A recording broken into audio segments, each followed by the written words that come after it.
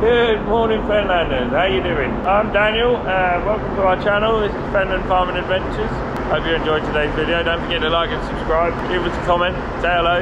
Now, it's a bit cold outside this morning. Been and checked some sugar beet. I should have filmed it really, done an intro while we were up in the field, but pretty dark. Couldn't see a lot. So, today's plan, we're going to get some spuds done. That's the biggest problem, trying to get the potatoes out of the main potato store and into the grading shed without them getting chilled. So it's going to be like all hands on deck to open doors, shut doors, open doors, shut doors until we got 10 boxes out.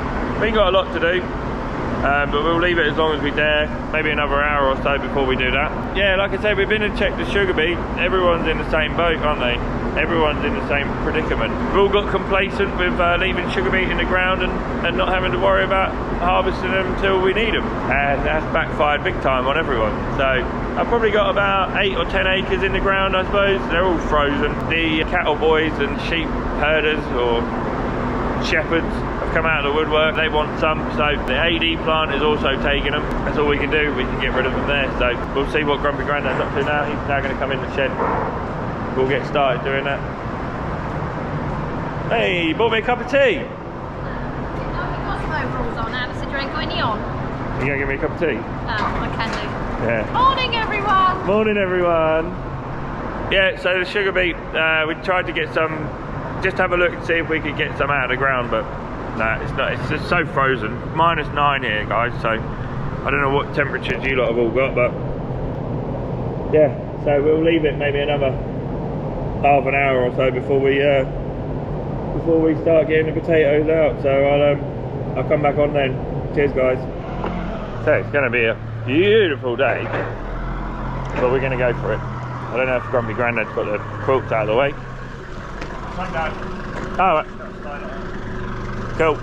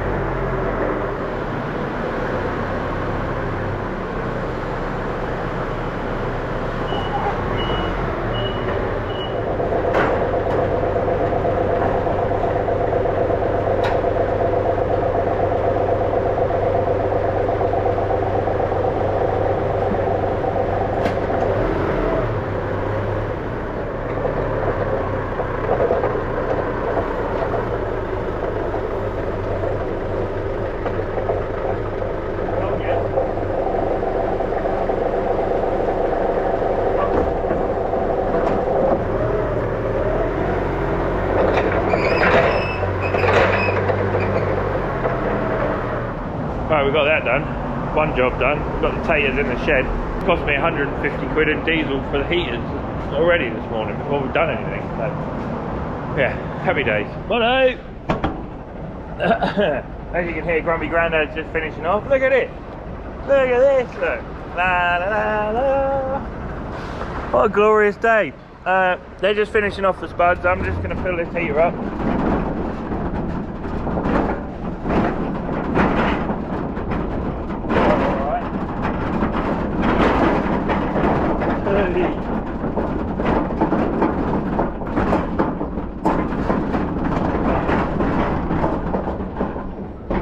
Everything in the sun then is thawing out a little bit, but not very well. People don't realise how much it costs to just keep the place running, you know. 3 heaters in the grading shed, 2 heaters in the grading shed, and one in the main store, you know. They've all used 50 quid's worth of diesel. Well, this one's used nearly 100 quid's worth of diesel, so a couple of 100 quid's worth of diesel just keeping heaters running. That's without any electric and fans and the diesel in the forklift and the electric in the grading shed and everything like that. So it gets emotional after a while, doesn't it? But I don't know what else we're going to do today. We've got to finish our speech off for Agrico tomorrow. It's going to be interesting. So if anyone's thinking about growing Babylon, we've been growing it right from the very start, the trials, everything. If you need to know anything about Babylon and wanting to grow it, then get in touch. Not only can we help you along the way, but we can also get the seed as well. So we seem to have first dibs on all the best seed. So that's not because I'm such a good potato farmer, although I'd like to admit it. That's because of our dealer Richard gets on so well with Agrico, and yeah, they look after us, we look after them. Yeah, what difference a couple of hours makes, eh? Yeah, 10 tonne of spuds done for one of my customers. Yeah, very odd season. I've never known a season where I've had so many wets, and potatoes are starting to go. They're not sprouting, not growing at all, so that's good. But yeah, they're just you can normally tell in May and June time they get past their sell-by date. Some of them are going like that a bit now, so I can't win them all. I can't be the best farmer ever yet. I can try, hey, I can try. That's one heater filled up. I'll get this back in the shed. Yeah, and then I think I'm going speech writing, and I'm going to go pick up some sand and ballast for doing my footings for the new farm office going up.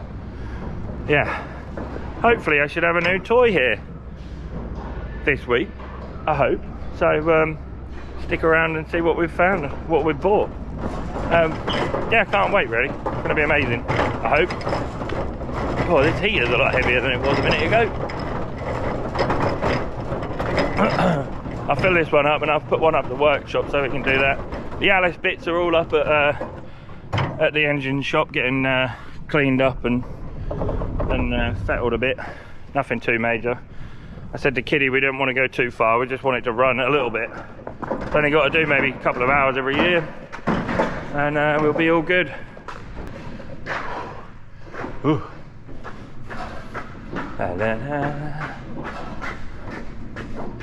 They never make these handles on these heaters very personnel friendly, even though that's what they're for. Just check the temperatures in the shed. Whew. 8 degrees in the lean-to, so man, it's come down quick. The flashing ones are the lean-to. Yeah, 8.5 degrees. That's soon chilled down. It was 13 a little while ago, about an hour ago. Righto, I'm going to turn you lot off. I don't know why I'm puffing and panting. I've started doing some exercise. Obviously, if I'm going to be a famous YouTuber, I've got to look like a famous YouTuber, haven't I? Even more dashing and handsome and like a racing snake already. More than normal. So, Anna's in the house doing a video for our little speech tomorrow, which is great. So don't forget guys, we've got hats. I know I haven't got a hat on today, so I've got my Auger Talk hat on today. We shall resume this video when I go and get some sand and ballast. Cheers guys. Righto! Spuds all finished, and we just got the muck trailer over. Where is he? Noisy buggers out here today.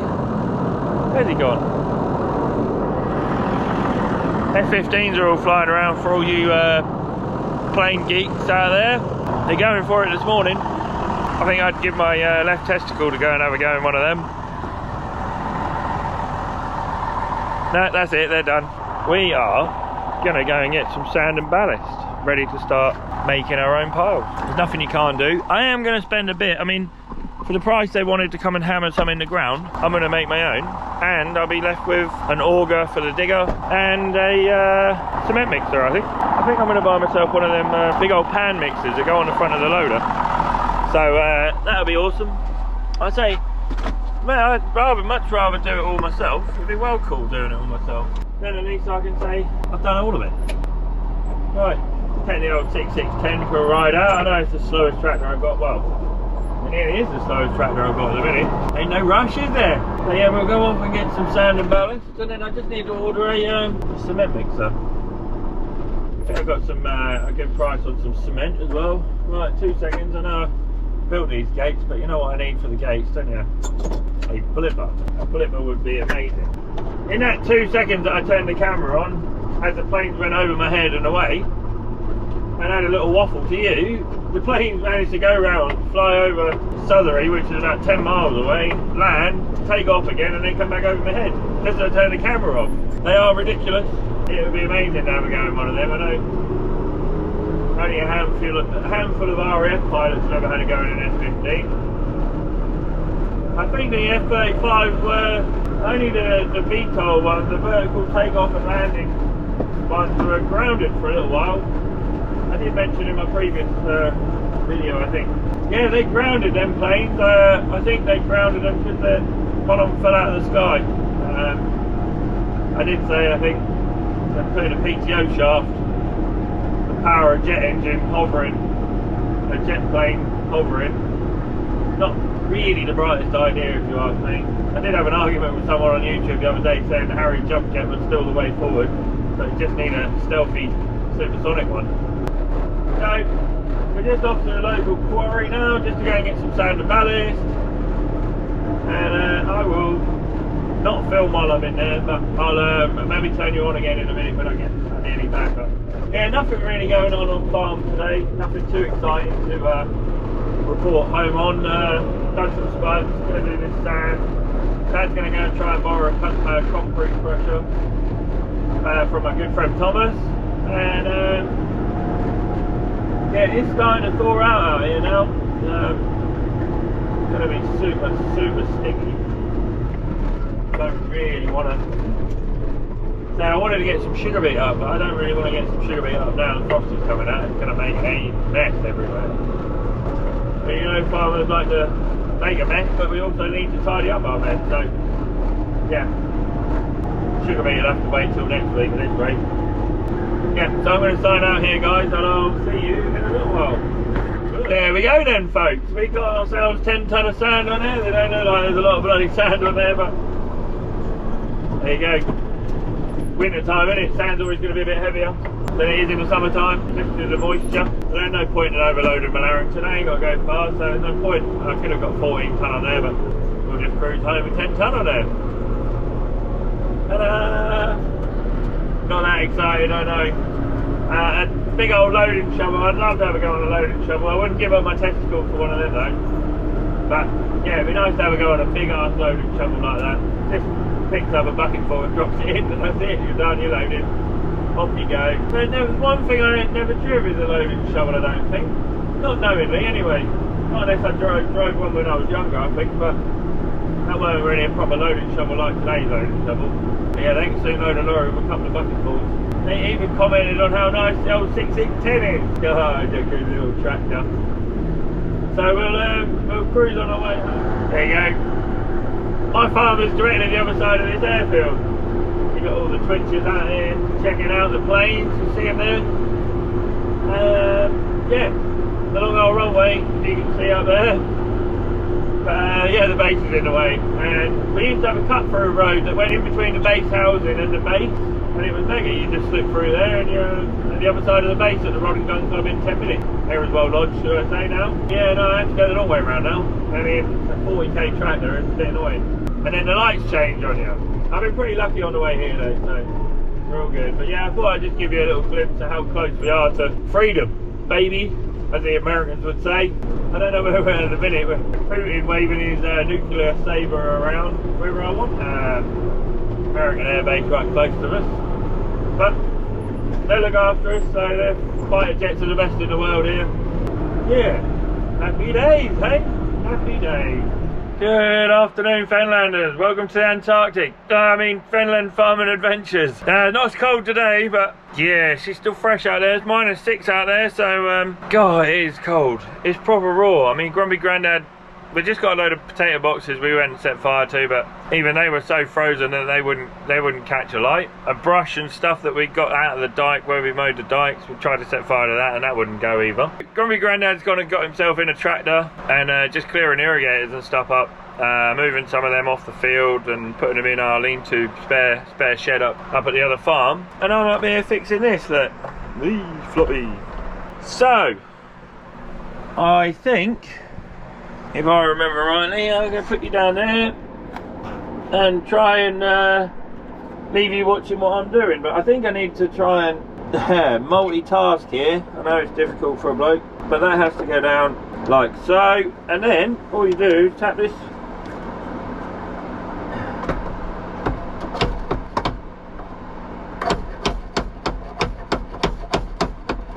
Tap that back in there like so. Hopefully this is a simple fix, I hope so.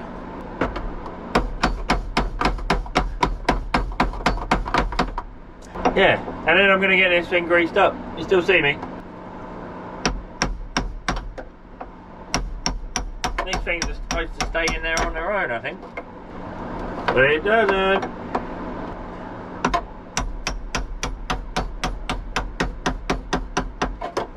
All good. All good in the hood. There we go. That's back in, and one this side, little nipple. Who doesn't like a little nipple? Where's my torch? Oh, we've lost that one completely. I don't know where that's gone. Probably in the bottom here, but as long as that stays there like that. Oh yes, look at that. So that was an easy fix. I'm glad of that. I think Grumpy Grandad's actually cut the cowling around here so he could just undo these two bolts and peel that out of the way a bit and get to the bottom bolt. There's a little ram in there and all you do is just pull the lever and it all goes back together. That was quick and simple. Now I am running out of grease cartridges. I know Ben Burgess has got loads, so I always like to use John Deere premium grease because I think it's really good. But I'm nearly out of them and I haven't got any spares, so I haven't got any backups or anything, so I'll go and get a grease gun and we'll give this 170 a little grease up, a little bit of love, because last time I tried to move the arms and stuff on this, they might have been frozen up, but they were all rusted up, so yeah, that's not good. Don't let your tractor get out of lubrication. Top tip from Daniel the farmer. Hello, welcome back to the Arctic. You can see these things, and especially the top link, my cousin Martin's in recovery because he has anybody else done this? I mean, I feel for him. He passed out, I think. Latched his top link up, latched that up, and then put his thumb back on the ball. Here, the top link came down and smashed him in the thumb. So that was a bad do.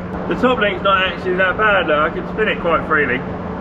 I'm just going to unwind it as best I can, give it a little clean up quickly, and the same with the arms. Nothing too major. The one doing the 6610, I've done this 6190R the other day, so that's okay. See how dry that's got. Well, this hasn't done much field work, you see, so I normally would get on with it. Give it a little old wire brush and clean the threads up a bit. Bit of love.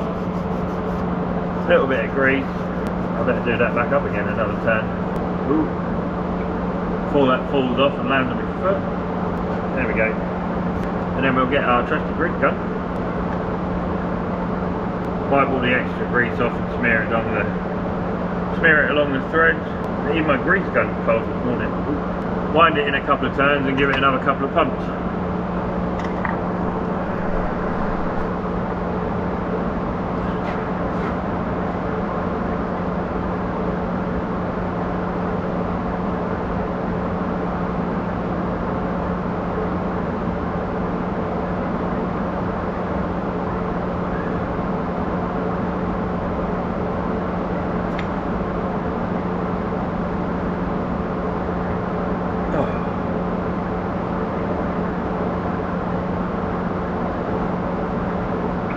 go, shall we?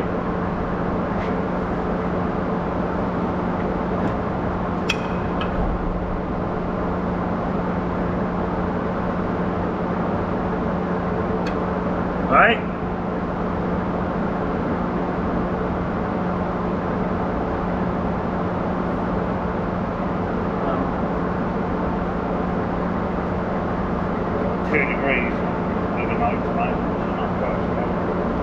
To make sure that heater's filled up, otherwise maybe put the other one in. Thermostat there, I wonder if I plug that in and get that working. Which one?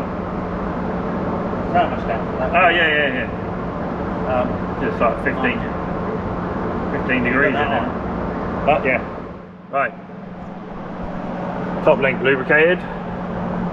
Now I'm just gonna have a go at these. These are these drop links are a bit gunky. Can you see?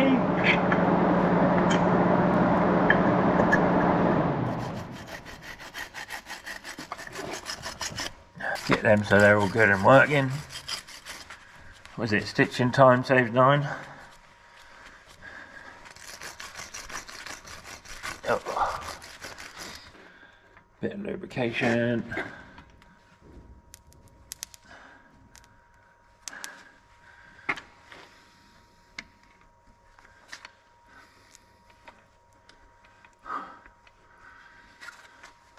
There we go, all coming out in the wrong place.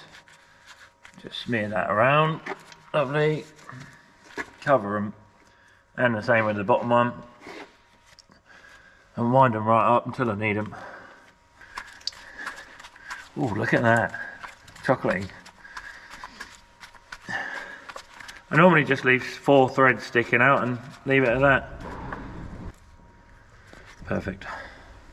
Grumpy Grandad took me away from finishing the 6170R, but I did manage to get all of the link arms, drop links and stuff on the back of the tractor, all working freely now because they were all seized up over winter. And then me and Grumpy Grandad have gone off to do a presentation for Agrico. Thanks to Alex, Gavin, Richard Pearson for inviting us to go and do a talk on Babylon. We were the first farm in Europe to grow Babylon, so they wanted us to do a presentation on the new super chip, I call it. I've called it the super chip from ever since we started growing it, but that was all I told people what we had because I had to keep it a secret. For 2 years, we grew it for 2 years before anybody knew we had it. So we just had to do a little presentation for them, a little 10-minute presentation on how we go about growing Babylon, and everybody else, like Gavin, people like that, done some more talks on how they grew it and stuff. So coming up now is a little snippet of the 2-hour-long presentation we done. Cool. Cheers, guys.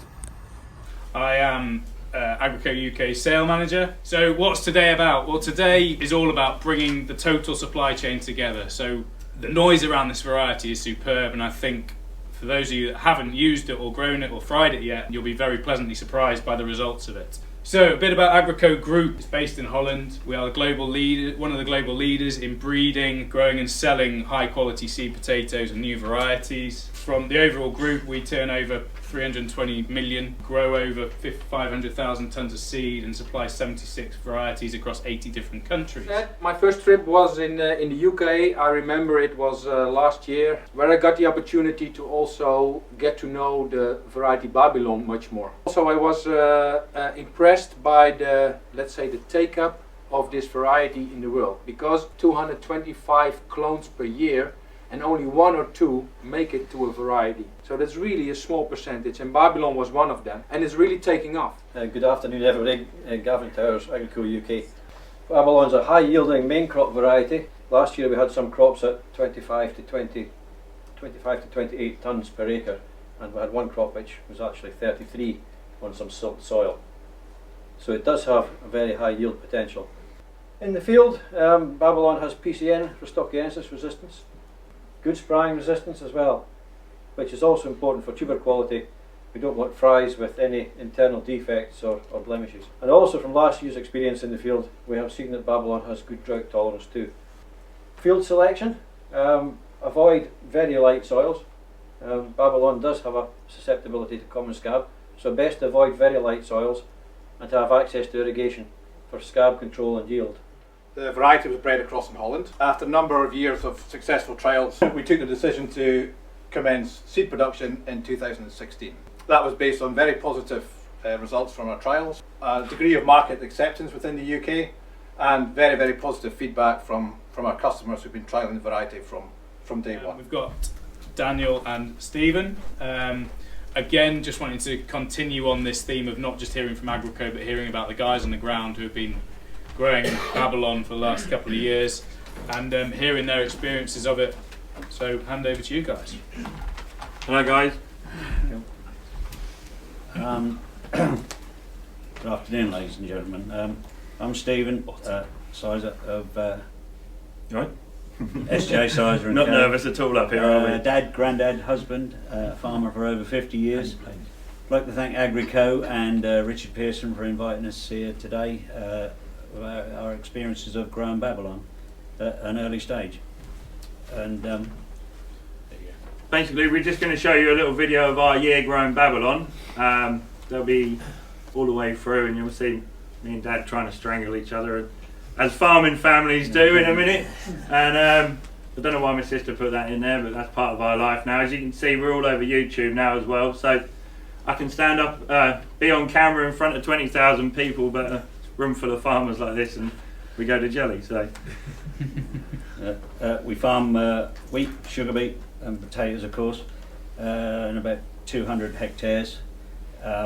We used to grow about 40 acres of potatoes, but we're down to about 20 hectares now. We're trying to lengthen the rotation because we can, with a PCN control really, PCN pressure. We also grow cover crops, mustard and radish mix, to help with the PCN, try and get that in at least once in the rotation, hopefully twice. We started growing Babylon in 2017 with half a tonne of seed. We've since expanded. It's now 75% of our potato area. We're growing the same field as Agria with very similar seed spacing. We've mucked about with the seed spacing over the years, but we're back to more or less Agrico recommended spacings. We use Blackburn chitin crates for seed whilst it's in storage. This gives we like to think that gives a head start on our white land, yeah, because it's a bit cold and it's slow to get going. Also combats the PCM problem a little bit, doesn't it? To give the potatoes an extra boost, you know, to get going. In a dry spring, we like to irrigate post-emergence. We help that keeps the nematicides working. They say that's what you should do. Agronomy, about the same as Agria. Yeah. Great thing is, if you know how to grow Agria, you'll be fine with Babylon. All our potatoes go to the fish and chip trade. The first year we grew, we done some test digs and we liked what we saw. When we went and harvester went in, for the same forward speed, we could visibly see that the web was fuller with potatoes. Probably, we think 15, maybe 20% better crop. Instant results, really, isn't it? Yeah. Then, when they were all graded into boxes, we could see they were a nicer grade, an even grade, and a nicer shape also.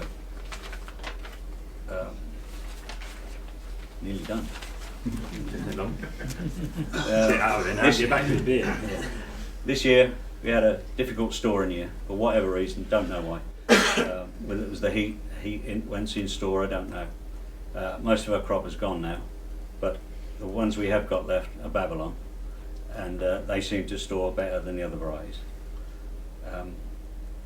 Although we've cut our area of potatoes in half, we've increased our area of Babylon. Yeah.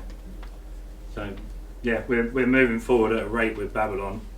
In the 5 or 6 years that we've grown it, you know, it exploded for us, and all the other varieties have contracted. We're so happy with it that instant yield advantage over any other variety, that we're so happy that's what we're doing, you know. And I think in another few years' time it may be our only variety. So that's never put all your eggs in one basket, do you really? But what's your sort of customer feedback been? Oh, mega, really yeah, good, amazing, yeah. yeah. Can we have that? Can we have Babylon, please? Yeah. As you'll see in a second from Barry. Barry, yeah. So yeah, just a little video of me. Like I noticed quite a lot of scorch from the fertiliser when I topped up some top dressing and stuff, and it's me waddling around in the field. Maybe a little bit of mechanical damage. Yeah, mechanical damage from the.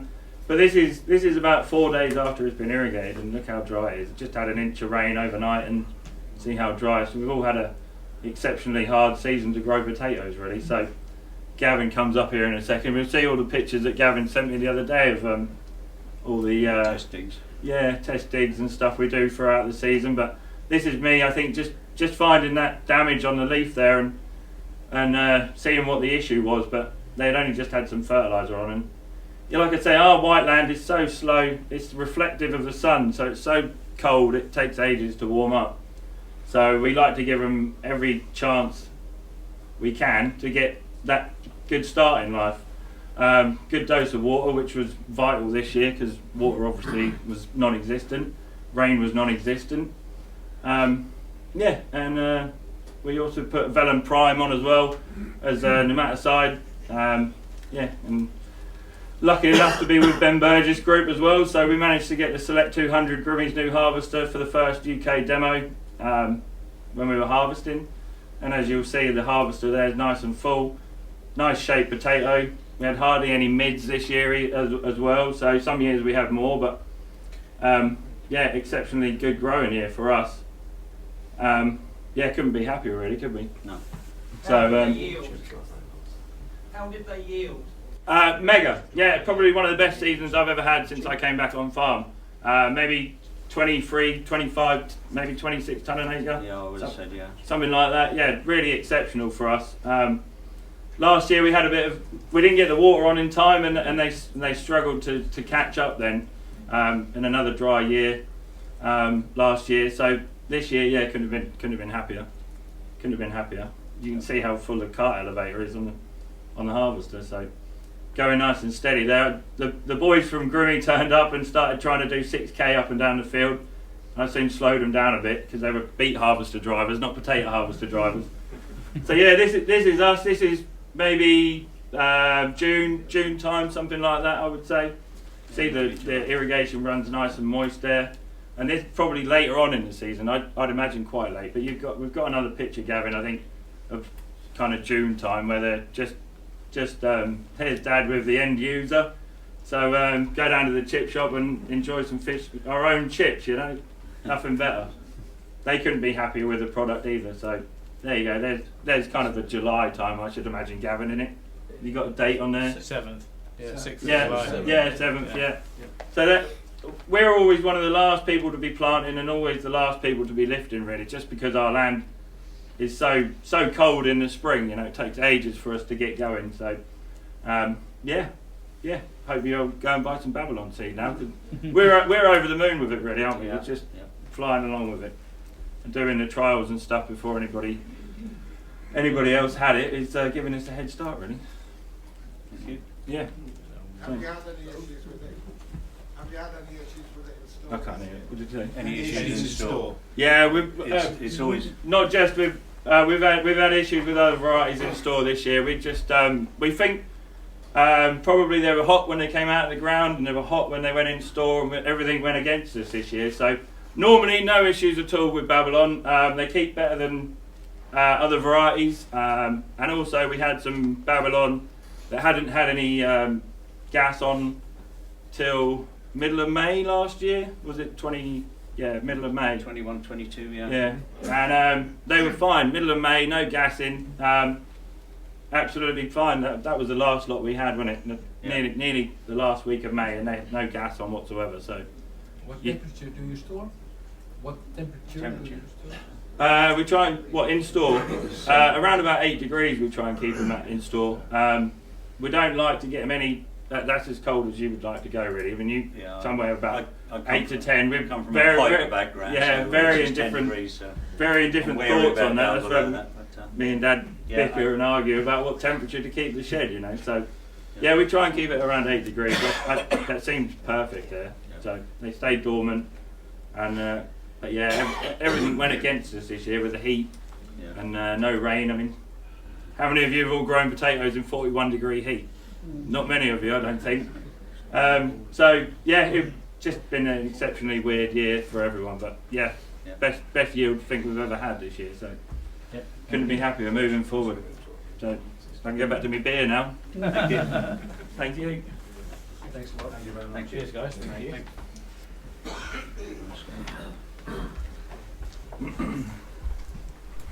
So obviously those guys have been part of it since 2017. I think the first year they had 0.5 of a ton, and obviously I think they'd admit themselves not the world's biggest growers, but what they grow is top quality, and what they're growing going forwards is absolutely bang on in terms of Babylon and picking the right variety for the market.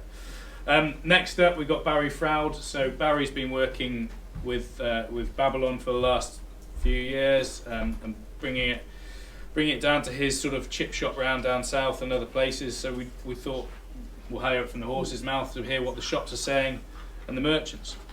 Now we're here for quality, as Alex says, and we think, or we found it, with Babylon, it is the one for the future going forward. There are other varieties out there, but there are others that are going to fall off the wayside.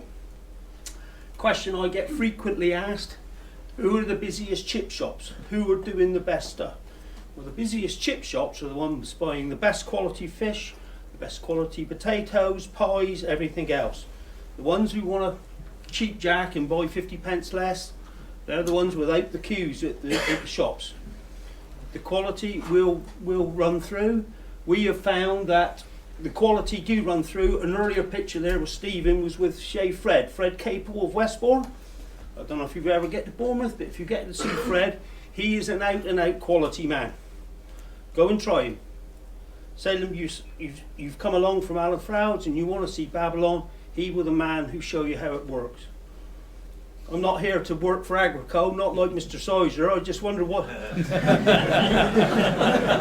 me, that was a bit deep, Steve, but there we go. But at the end of the day, we're here as a whole room, as a team, to sell. If you want to go to McDonald's and KFC and use their product, fine, you will get chip. But to get a quality fish and chip, Babylon, to a lesser degree Agria, but Babylon going forward is the one to consider and try and push. And with the thanks of these guys... What are your shops saying, Barry? They're pleased with what... They are pleased with it. Obviously, it takes an awful lot of time to get off the ground here. Mm-hmm. You would never think we're back here 7, 8, 10 years, still developing. And this isn't going to have carte blanche to buy any seed we want. But it looks like a very, very promising variety for the future. Yeah, don't forget to like and subscribe, guys. Leave us a comment. We love interacting with all of you and having a little chat. Don't forget there's a super thanks down below if you feel like supporting our channel just a little bit. Every little bit helps, so I can't appreciate it enough. Thanks, guys, and we've got something exciting to show you in the next video. Woo! Yay!